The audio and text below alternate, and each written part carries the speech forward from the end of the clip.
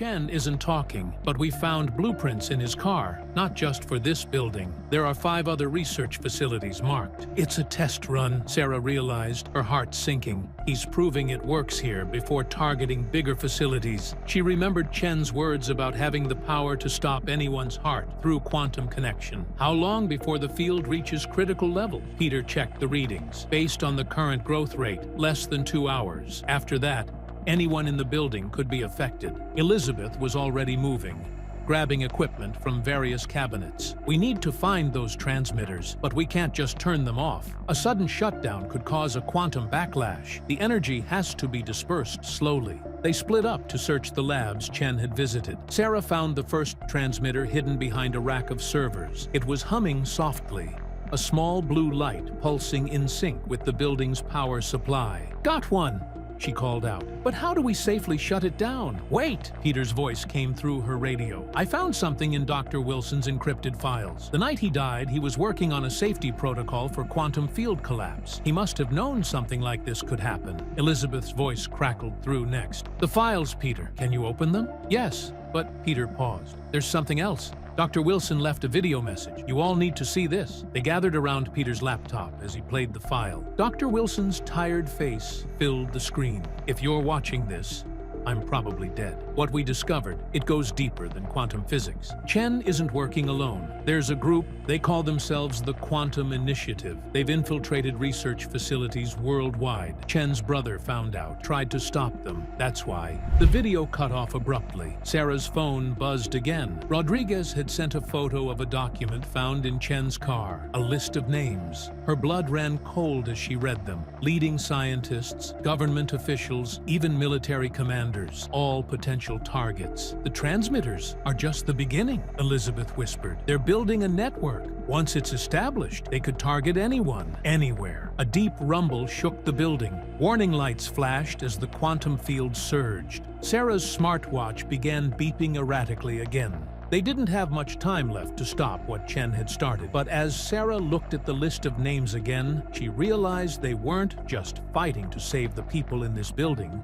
They were in a race to prevent a weapon that could change the world forever. Sarah's mind raced as she processed Dr. Wilson's warning about the Quantum Initiative. There was no time to inform higher authorities. They had to act now. She turned to Elizabeth and Peter, who were examining Wilson's safety protocol on the laptop. "According to these calculations," Elizabeth said, pointing to a complex formula, "we can't just shut down the transmitters. The quantum field has grown too strong. If we interfere wrong, it could cause a chain reaction." She brushed her hair back nervously. "It would be like creating a quantum bomb." Peter was typing furiously on another computer. "I found something in the building's maintenance logs. Look at this." He pointed to a diagram of the power grid. "There's an old emergency shutdown system in the basement. It was designed to contain radiation leaks, but maybe we could modify it," Elizabeth finished, her eyes lighting up. "Use it to create a controlled quantum collapse." She grabbed a piece of paper, scribbling equations. "But we'd need something to absorb the excess energy, something that could handle massive quantum fluctuations." Sarah's phone buzzed again. This time it was a text from an unknown number. "Quantum Initiative watching. Trust no one. Check Wilson's personal lab. -M. The initial made her pause. Could it be from someone inside the initiative? They hurried to Wilson's private lab, a small room filled with odd equipment. Elizabeth gasped when she saw something in the corner, a large cylindrical device covered in dust. "That's impossible," she whispered. "That's Dr. Zhang's quantum absorption chamber. We all thought it was destroyed after his death." Sarah remembered reading about it in Zhang's case files. He had been working on safe energy storage methods before he died. Would this work to absorb the excess energy? Yes, but Elizabeth examined the chamber closely. We'd need his activation codes, and only his brother would have those. She looked at Sarah meaningfully. "Chen," Sarah said. She grabbed her radio, calling Rodriguez at the station. "Put Chen on. Now!" Chen's smug voice came through the static. "Having trouble with my little experiment? The absorption chamber," Sarah said firmly. "Give us the codes, or the quantum backlash will kill everyone in this building, including your research. All your work will be lost." There was a long pause. "Then, even if I gave you the codes, you'd need 3 people to synchronize the shutdown. 1 at each transmitter. time it wrong, and he laughed softly. A sudden power surge made the lights flicker. Peter checked his tablet. Energy levels are climbing faster now. We have maybe 30 minutes before critical mass. Sarah made a decision. Rodriguez, bring Chen here. Now, she turned to the others. Elizabeth, start modifying the emergency shutdown system. Peter, prep the absorption chamber. I'll work on locating the last transmitter. As they scattered to their tasks, Sarah's smartwatch began beeping again. But this time, something was different. The pattern of the beeps. It wasn't random. It was Morse code. She quickly decoded it. ROOFACCESS. Sarah rushed to the stairwell, drawing her gun. As she pushed open the roof door, she found herself face to face with a woman she recognized from Chen's personnel files, Dr. Maria Santos, another Quantum Horizons scientist. I sent the text, Maria said quickly, raising her hands. I've been undercover in the initiative for months. Wilson was helping me gather evidence. She pulled out a flash drive. This contains everything. The initiative's real plans, their targets, their quantum network designs. But Chen has a fail-safe. If his heart stops, it triggers quantum devices in 12 major cities. The roof door burst open again. Rodriguez arrived with Chen in handcuffs, followed by Elizabeth and Peter. The next few minutes would determine not just their fate, but potentially the fate of millions. They had the absorption chamber, the shutdown system, and now the inside information. But with Chen's failsafe in play, even success could trigger an even bigger disaster. The rooftop scene was tense as Sarah processed Maria's warning about Chen's failsafe. The city lights below seemed to pulse in sync with the building's growing quantum field. They had less than 20 minutes before critical mass. The chamber's ready, Peter called through the radio. But Elizabeth says the power grid is becoming unstable. We're seeing quantum fluctuations throughout the building. Chen smiled coldly. 12 cities, he said, each with a quantum device linked to my vital signs. Even if you stop this field, killing me will trigger something much worse. The initiative's plan will succeed either way. Sarah studied Chen's face, remembering her training about reading people. Something wasn't right. His confidence seemed forced, rehearsed. She turned to Maria. The flash drive. What exactly does it show about these other devices? Maria pulled up files on her tablet. According to this, the initiative spent 3 years placing the devices. They're linked through a quantum network that... She stopped suddenly, her eyes widening. Wait, these power readings, they're not consistent with actual quantum entanglement. Elizabeth grabbed the tablet, scanning the data. She's right. These signatures, they're artificial, computer-generated. She looked at Chen, who had lost his smug expression. You're bluffing. The other devices don't exist. Chen lunged forward despite his handcuffs, but Rodriguez held him back. You don't understand, Chen shouted. We had to make them fear us. My brother died because he was weak, afraid to use what we'd created. The initiative needed a demonstration, proof that quantum weapons were possible. Sarah's radio crackled. Energy levels critical in 10 minutes. Peter warned. We need to start the shutdown now. Give us the activation codes, Sarah demanded, pointing her gun at Chen. Now we know you're bluffing about the failsafe. Chen's composure cracked.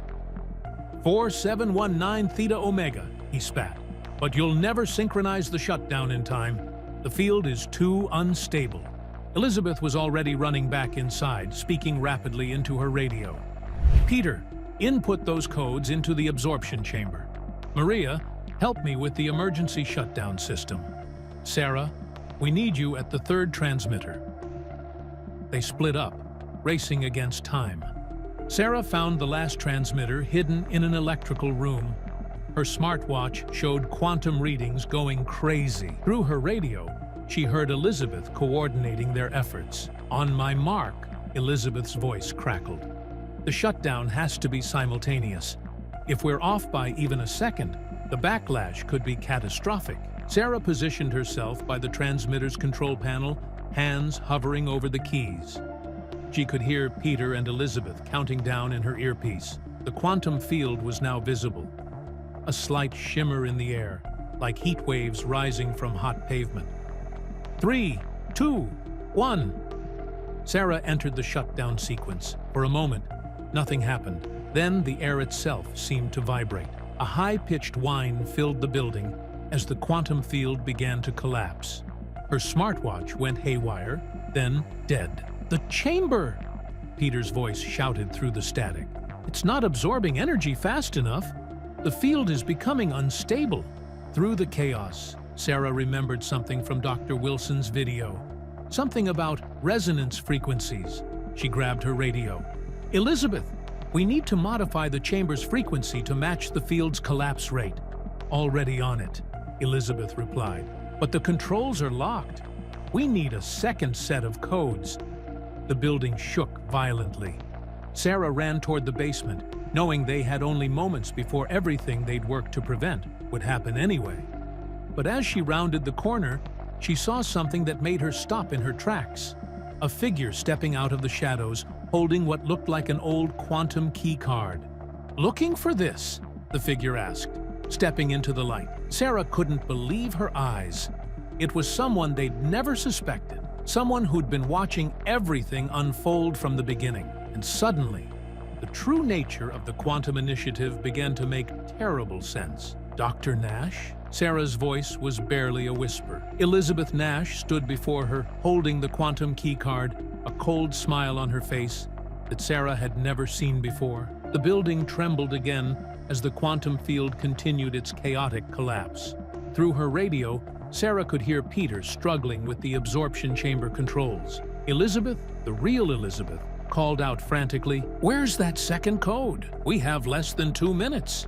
The woman in front of Sarah laughed softly. Poor Dr. Wilson. He was so close to understanding the truth. The Quantum Initiative didn't need to infiltrate research facilities. We were already here. She held up the key card. "We built them." Sarah's mind raced back through everything. The strange quantum readings the night Wilson died, Elizabeth's nervous behavior, her convenient knowledge of every system. "You're Wilson's killer," she realized. "You used his own research against him. But why? You were his partner." "Partner?"